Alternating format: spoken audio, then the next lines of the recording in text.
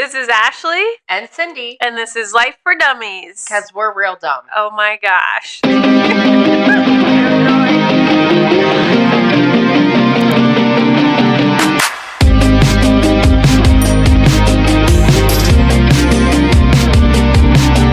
What are we going to talk about today, Cindy? Well, I thought we should talk about the fact that maybe it's not recovery that's uncomfortable, it's your behavior that's uncomfortable.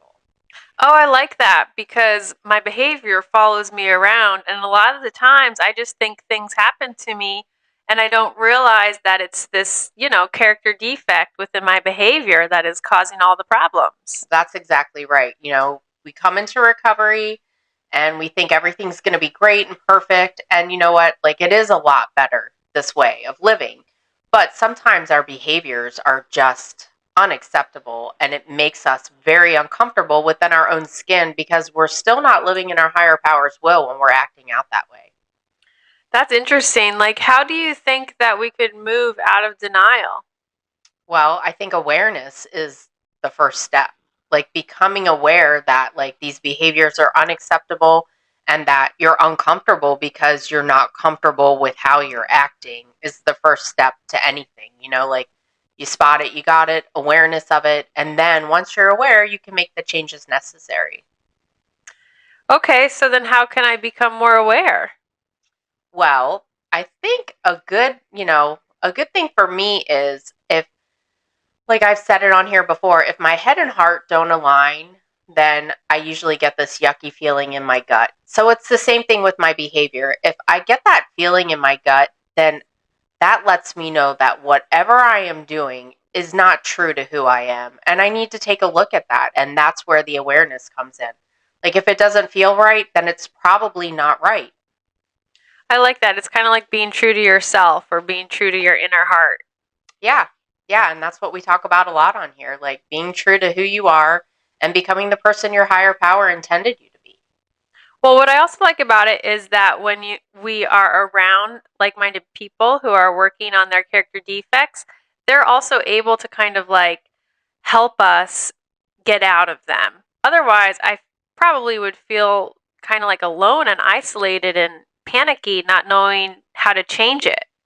Well, listen, I know that my own best thinking got me here, right? So my own best thinking probably isn't going to be the way to get me out of it.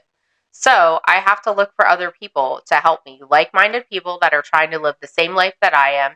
And, sometimes it is my friends that point things out to me and they're like, are you okay? Because this doesn't seem like you are yourself lately. What's really going on? Because this doesn't seem like you're being true to yourself. And I find that very helpful. Yeah, that's really great. I mean, I didn't used to have any real friends. I feel like I did, but I was kind of so false to everyone, including myself, that it was way too hard for my friends to even know, what's real, what's not real. And I put on a facade for so long, I started to believe it. Oh, yeah. I mean, I believe the lies that I tell myself, right? When my disease thinking takes over, I believe every single ounce of it. And it's like, oh, yeah, everything's fine. Everything's fine. And it's like, nothing's fine. You know what FINE stands for, right? No, what? Effed up, insecure, neurotic, and emotional. I'd be like, yeah, you're fine, all right. You're really messed up and insecure and neurotic. Yeah. Yeah. Oh my gosh. Yeah, I do think that it's going to take time though, because, in my experience, my character defects, I might want them to be removed immediately or overnight, but they just don't go away that quickly or easily. No, and honestly, they never go away, right? They don't go away, but the uncomfortable feelings we have when we act out on them, that's what causes us to not want to act out on them anymore.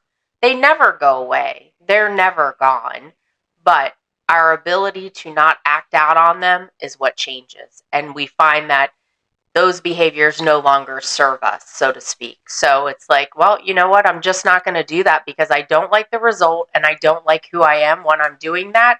And I don't like how I'm harming other people and myself when I'm doing that. Yeah, just to think of an example, I used to not have a lot of self love, and I had a lot of self hatred. It was because I had this version of a higher power that was conditional. So love was conditional whether or not I was doing a good job at that moment. And so I was always on edge, you know? And it took me kind of a long time really to realize that this perspective was inaccurate and to start applying the principles of self-love and positivity and self-acceptance into my life. And I still find, even, years later, after coming to that realization and developing it into my life, years later, whenever things start to kind of pile on in my life, I'll still revert back to that. I have to control everything because I'm not good enough, and I quote unquote hate myself. It's not going to work out. And so it's like, still, there are these remnants of my character defect, or the old character defect in my behavior, that surface when new situations come down the line. Well, yeah, because that's like what we know, right? That is how we survived for a very long time, acting out on these certain character defects. This is what actually, I think kind of saved me in some aspects of life. But when I come to recovery and I start living this new way of life and these behaviors are no longer acceptable, I just can't do it anymore. I just can't. It's exhausting. It's tiring trying to control everyone and everything. It's just an illusion. It's not real. When I stop and I stop acting out in these ways and I just do the footwork and do the next right thing, or the next thing right, however you want to say it, whatever it is, everything works out just the way it's supposed to when I take my hands off of it. And that's the amazing part. If I'm living in my higher power's will and I'm doing the next right thing, the next right thing usually happens without me inserting self, without me, putting my hands all over it. And the key to all of this is surrender and acceptance. Well, we want this for you as well. I know that a lot of people really kind of struggle with that feeling that they have the responsibility of everything. They have to take care of it all, and they have to create a good outcome. But we want you to know that it is possible to be able to loosen the grip and to be able to let go a little bit and allow that trust to come into your heart and your mind, in believing that there is good out there for you, and the right thing, the good thing will happen towards your happiness as long as you keep taking that next right step. That's right. It's just one step, one small decision, and it adds up to a great life. Keep coming back. We love you. We love you.